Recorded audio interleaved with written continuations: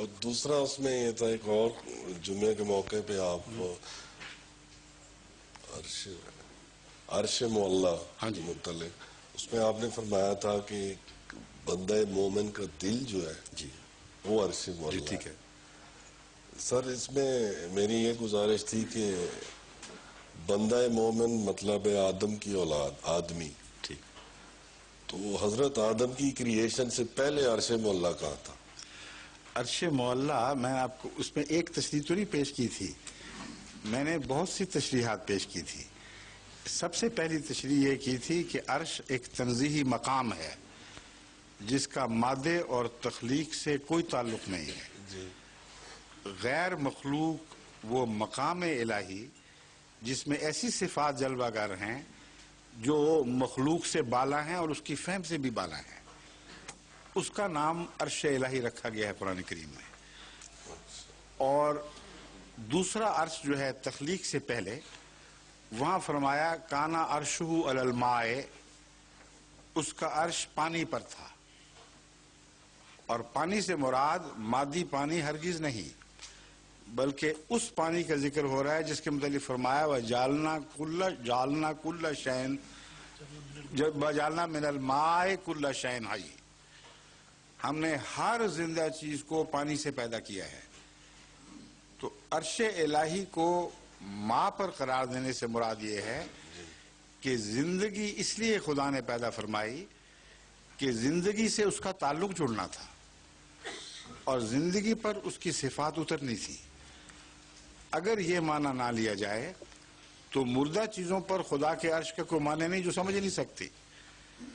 اس لیے حیوان بھی سمجھتے ہیں، تھوڑی حد تک سمجھتے تو ہیں مگر کچھ کچھ. سب سے زیادہ خدا کی صفات کو سمجھنے والا انسان ہے، اور انسانوں میں سے وہ جس کو پہلا آدم بنایا گیا یعنی نبی، اور نبیوں میں سب سے زیادہ سمجھنے والا حضرت محمد رسول اللہ صلی اللہ علیہ وسلم ہے. بس عرش کا تعلق خدا کی صفات کی فہم اور ان کی اپنے اندر جلوہ گری کا نام ہے. اسی لیے خدا نے فرمایا کہ میرا عرش پانی پر تھا. جی. ورنہ پانی پر خدا بیٹھا ہو یہ تو عجیب سی بات لگتی ہے، مگر قرآن کریم کی آیات ایک دوسرے کے مضمون کو کھول رہی ہیں اور بہت ہی وسیع عارفانہ معنی ابھرتے ہیں. تو زندگی کا تعلق خدا کے ساتھ تعلق کے لیے ضروری تھا. اگر زندگی نہ پیدا ہوتی تو خدا تعالیٰ کی طرف سے جو سلسلہ تخلیق پھوٹا تھا وہ بے جان، مردہ، بے خیال رہ جاتا، وہ یا کچھ بھی نہیں ہے، اور خدا کی طرف لوٹ نہیں سکتا تھا. اس طرح جب انسان باشعور ہوا اور خدا کی طرف اس کے خیال دوڑے، اور راجعون کا عمل ہوتا ہے کہ ہم اللہ ہی کی طرف سے آئے تھے، اللہ ہی کی طرف لوٹ جائیں گے. بس عرش سے مراد بنا ہوا کرتی ہے، انحصار کو عرش کہتے ہیں. بس خدا کی خدائی نے اپنی بنا کے لیے تاکہ میرا مخلوق سے تعلق قائم ہو جائے پانی کو چنا، اور پانی کے ذریعے زندگی پیدا کی، اور زندگی کے ذریعے انسان بنا اور صاحب صفات بنا جس کا الہی صفات سے ایک تعلق قائم ہو سکتا تھا. اور سب سے بلند تر صفات الہی کو اٹھانے والا اپنی ذات میں حضرت محمد رسول اللہ، اس میں کوئی شک نہیں. اس لیے میں نے یہ بھی عرض کیا تھا کہ قلب محمد مصطفیٰ صلی اللہ علیہ وآلہ وسلم سب عرشوں سے اونچا ہے، جسمانی لحاظ سے نہیں بلکہ جہاں خدا جلوہ گر ہو وہی اونچائی کے معنی ہیں. یہ عام طور پر علماء آپ کو اونچا یوں کر کے اونچا دکھا دیتے ہیں، یوں کر کے نیچا دکھا دیتے ہیں. حالانکہ صفات الہی کے تعلق میں نہ کوئی اس طرف اونچا ہے نہ کوئی اس طرف نیچا ہے، ہر طرف خدا ہے اور سمتیں گھوم رہی ہیں ہر طرف.